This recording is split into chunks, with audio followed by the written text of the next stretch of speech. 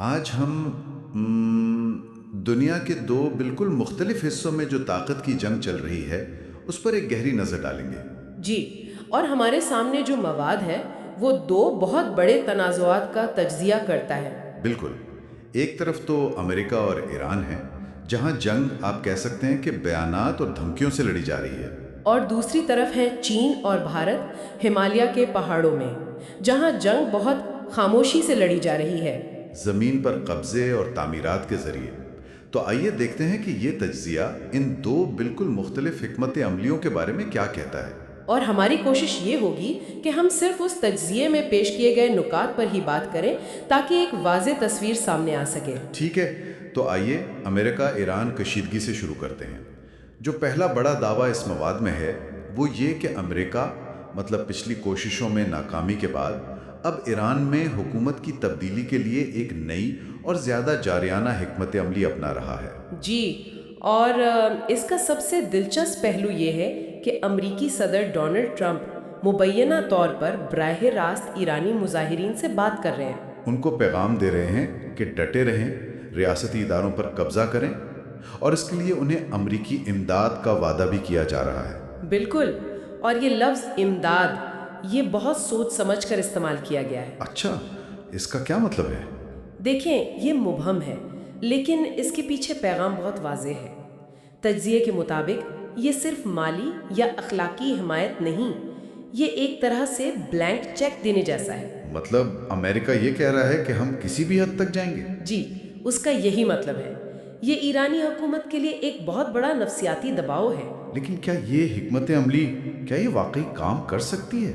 کیا صرف باہر سے حوصلہ افزائی کر کے حکومت گرائی جا سکتی ہے، خاص طور پہ ایران جیسے ملک میں؟ یہی سب سے بڑا سوال ہے، اور تجزیے میں اس پر غور بھی کیا گیا ہے کہ اس امداد کی عملی شکل کیا ہو سکتی ہے۔ فوجی مداخلت؟ امکان تو یہی ظاہر کیا گیا ہے۔ ویڈیو میں یہ قیاس آرائی کی گئی ہے کہ کیا امریکی لڑاکا طیارے براہ راست ایرانی سرکاری عمارتوں یا فوجی تنصیبات کو نشانہ بنا سکتے ہیں؟ صرف مظاہرین کی مدد کے لیے؟ یہ تو بہت بڑی بات ہے۔ بہت بڑی بات ہے، لیکن اس کا ذکر ہونا ہی ظاہر کرتا ہے کہ حالات کتنے سنگین ہیں۔ بات اب صرف دباؤ کی نہیں رہی، اب براہ راست کارروائی کے امکانات پر غور ہو رہا ہے۔ اور ایسی کارروائی کے لیے تو اتحادی چاہیے ہوں گے۔ لیکن یہاں ایک اور دلچسپ بات ہے۔ مواد میں ان دعووں کی سختی سے تردید کی گئی ہے کہ پاکستان یا کسی بھی عرب ملک نے امریکہ کو اڈے فراہم کیے ہیں۔ جی، اور خاص طور پر پاکستان کی تاریخی حمایت کا حوالہ دیا گیا ہے ایران کے لیے۔ تو اس سے یہی لگتا ہے کہ امریکہ اس معاملے میں خطے میں اکیلا ہے۔ یہ علاقائی سیاست کی پیچیدگی ہے، ہر ملک کے اپنے مفادات ہیں، اور اس کے ساتھ ساتھ امریکہ ایک اور محاذ پر بھی دباؤ بڑھا رہا ہے۔ کون سا محاذ؟ انسانی حقوق کا۔ تجزیے میں ذکر ہے کہ امریکہ نے ایران کو مظاہرین کو پھانسی دینے پر سخت نتائج کی دھمکی دی ہے۔ اچھا، تو اس سے امریکہ کو ایک اخلاقی برتری مل جاتی ہے۔ بالکل، اور ایرانی حکومت پر بین الاقوامی دباؤ بھی بڑھتا ہے۔ تو یہ تو ہوئی امریکی حکمت عملی، لیکن ایران اس سارے کھیل کو کیسے دیکھ رہا ہے؟ یقیناً وہ اسے ایک سازش کے طور پر دیکھ رہا ہے۔ اس تجزیے میں اقوام متحدہ میں ایران کے سفیر امیر سعید ایروانی کے بیان کو بہت اہمیت دی گئی ہے۔ اور ان کا کیا موقف ہے؟ ان کا موقف صاف ہے کہ یہ سب کچھ جان بوجھ کر کیا جا رہا ہے۔ امریکہ حالات بگاڑ رہا ہے تاکہ فوجی مداخلت کا کوئی بہانہ، کوئی جواز پیدا کیا جا سکے۔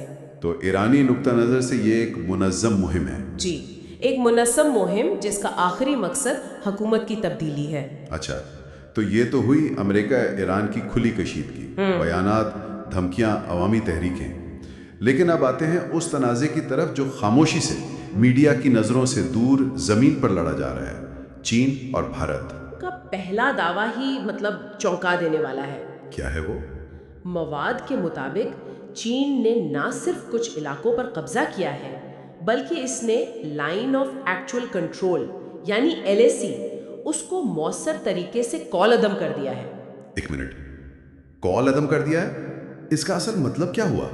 ہمارے سننے والوں کی آسانی کے لیے یہ LAC آخر ہے کیا؟ دیکھیں، یہ سمجھنا بہت ضروری ہے۔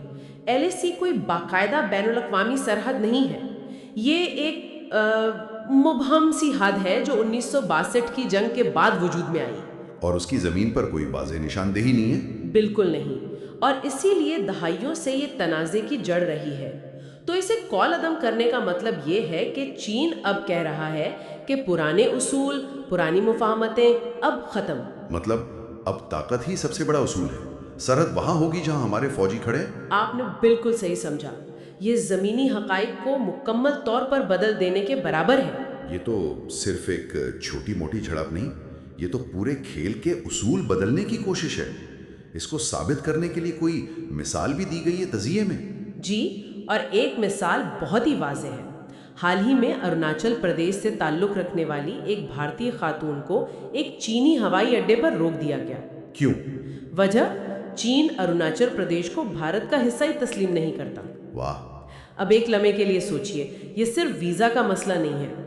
ये एक रियासत की तरफ से एक फ़र्द को ये कहना है कि तुम्हारी शनाख्त, तुम्हारा पासपोर्ट, तुम्हारा मुल्क हमारी नज़र में कुछ भी नहीं।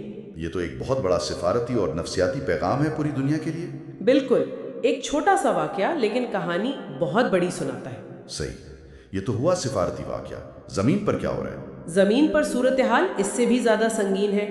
इस मवाद में वॉल स्ट्रीट जर्नल की एक रिपोर्ट का हवाला है जिसमें साफ कहा गया है कि चीनी फौजें अब उन इलाकों में मुस्तकिल तौर पर मौजूद है जहां पहले सिर्फ भारतीय फौजी गश्त किया करते थे। मतलब जो इलाके पहले ग्रे जोन थे, अब वो चीन के कंट्रोल में है। जी, अमली तौर पर चीन के कंट्रोल में है। ये ज़मीनी कंट्रोल की एक वाज़ेह तब्दीली है। अच्छा, तो अगर चीन ये सब कर रहा है तो भारत का रद्द अमल क्या है? मतलब इस तज्जिए के मुताबिक भारत इससे निमट कैसे रहा? यहाँ सूरत हाल और दिलचस्प हो जाती है। इस वीडियो में ये दावा किया गया है कि भारत मुबैना तौर पर पाकिस्तानी ड्रोन्स का मामला उठा रहा है। अच्छा, ताकि चीन के साथ जो ये बड़ा सरहदी मसला है उससे तवज्जो हटाई जा सके। बिल्कुल, एक क्लासिकी हिकमत अमली जिसे डाइवर्शनरी टैक्टिक कहते हैं। आप एक बड़े मसले से तवज्जो हटाने के लिए एक निस्बतन छोटे मसले को बढ़ा चढ़ाकर पेश करते हैं। और मामला सिर्फ जमीन पर कब्जे तक महदूद नहीं है। इस तज्जिए में वादी शिक्सगाम का भी जिक्र है। ये क्या मामला है? वादी शिक्सगाम की स्ट्रेटेजिक अहमियत बहुत ज़्यादा है। ये सियाचिन ग्लेशियर के बिल्कुल करीब है। ये इलाका पाकिस्तान ने 1963 के एक मुआहदे में चीन के हवाले किया था। और भारत इस मुआहदे को तस्लीम नहीं करता? कभी नहीं करता और हमेशा इस वादी पर अपना दावा करता रहा है। लेकिन अब इस तज्जिए के मुताबिक चीन ने भारत के इस दावे को सख्ती से मुस्तरद करके इसे बाज़ाब्ता तौर पर अपना इलाका करार दे दिया है। यानी एक पुराने जख्म को दोबारा खोल दिया गया है। जी, और भारत पर एक नया स्ट्रेटेजिक दबाव डाला गया है। तो चीन हर तरफ से दबाव बढ़ा रहा है, जमीन पर भी, सिफारती सतह पर भी और तारीखी दावों के जरिए भी। और इस सब में सबसे खतरनाक बात क्या है? शायद सबसे खतरनाक बात वो है जो ज़मीन पर मुस्तकिल तौर पर हो रही है। इस वीडियो का सबसे अहम नुक्ता ये है कि चीन बफर जोन्स और दीगर मुतनाज़े इलाकों में भारत के तमाम एतराज़ात को नज़रअंदाज करते हुए बड़े पैमाने पर इंफ्रास्ट्रक्चर बना रहा है। बफर जोन्स, ये तो वो इलाके थे जो कशीदगी कम करने के लिए खाली किए गए थे। बिल्कुल, अब वहाँ पुल, सड़कें और फौजी चौकियाँ बन रही हैं। इसका मतलब साफ है, चीन सिर्फ आर्जी तौर पर वहाँ नहीं है, वो अपने कंट्रोल को मुस्तकिल और नाकाबिले वापसी बना रहा है। ये एक तवील मुद्दती हिकमत अमली है। जी, कोई वक्ती झड़प नहीं। इस सारी सूरत हाल पर वहाँ रहने वाले मुकामी लोगों का क्या कहना है? क्योंकि सरकारी बयानात तो एक तरफ, असल हकीकत तो वही जानते हैं। ये एक बहुत ही अहम पहलू है जिस पर इस तज्जिए में रोशनी डाली गई है। इसमें लद्दाख के मुकामी बाशिंदों का जिक्र है जिन्होंने कांग्रेस के रहनुमा राहुल गांधी से मुलाकात की। अच्छा। और उन्होंने वाज़ेह तौर पर शिकायत की कि चीन ने उनकी चरागाहों पर कब्जा कर लिया है, वो ज़मीनें जहां वो सदियों से अपने मवेशी चराते आए हैं। और ये बात भारतीय वजीर आज़म नरेंद्र मोदी के उस मशहूर बयान के बिल्कुल बरक्स है कि न कोई हमारी सरहद में घुसा है, न ही हमारी कोई पोस्ट किसी दूसरे के कब्जे में है। जी बिल्कुल बरक्स। ये मुकामी लोगों की आवाज़ है जो ज़मीनी हकीकत बता रही है और ये सरकारी बयानिए से मेल नहीं खाती। तो अगर हम इन तमाम नुकात को जोड़ें, अरुणाचल प्रदेश का वाकया, वॉल स्ट्रीट जर्नल की रिपोर्ट, शिक्सगाम पर नया दावा, बफर जोन में तामीरात और मुकामी लोगों की शिकायत, तो क्या तस्वीर बनती है? तस्वीर ये बनती है कि ये सब अलग थलग वाकयात नहीं हैं। इस तज्जिए के मुताबिक ये एक बड़ी, मरबूत और तवील मुद्दती हिकमत अमली का हिस्सा है। جس کا مقصد سرحد پر طاقت کے توازن کو مستقل طور پر اپنے حق میں بدلنا ہے۔ بالکل، اور وہ بھی زیادہ شور مچائے بغیر، جسے سلامی سلائسنگ کہتے ہیں، آہستہ آہستہ ٹکڑوں میں زمین پر قبضہ کرتے جانا۔ تو اگر ہم ان دونوں کو ساتھ ملا کر دیکھیں تو ایک بہت ہی واضح تصویر بنتی ہے۔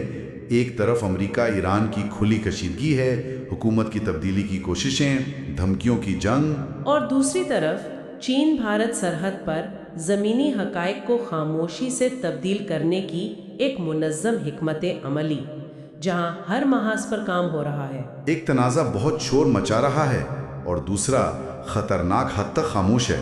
بالکل، آخر میں ایک سوچنے کے لیے سوال چھوڑ جاتی ہوں۔ اس طرح کے تنازعات میں زمین پر کنٹرول اور بیانیے پر کنٹرول، یہ اکثر ایک ہی سکے کے دو رخ ہوتے ہیں۔ صحیح۔